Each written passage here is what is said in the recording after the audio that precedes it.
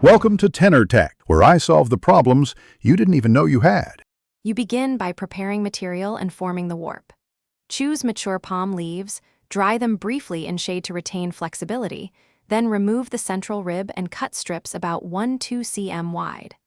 Once done, lay 4 to 6 strips parallel on a flat surface and clamp the ends. This becomes the foundation.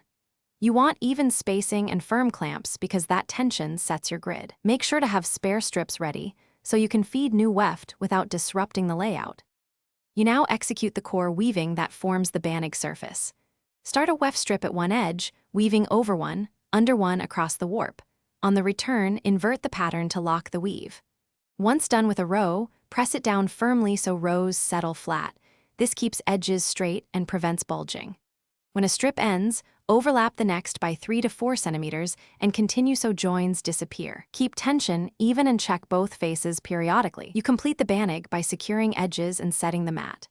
Fold or braid the outermost warp and weft about 1 to 2 centimeters inward and stitch with natural twine for a neat rim, then trim stray fibers.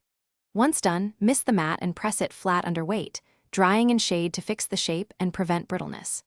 If things go wrong, like rippling edges, re-wet the trouble spot, retension the strips, press flat again, and allow full drying before use.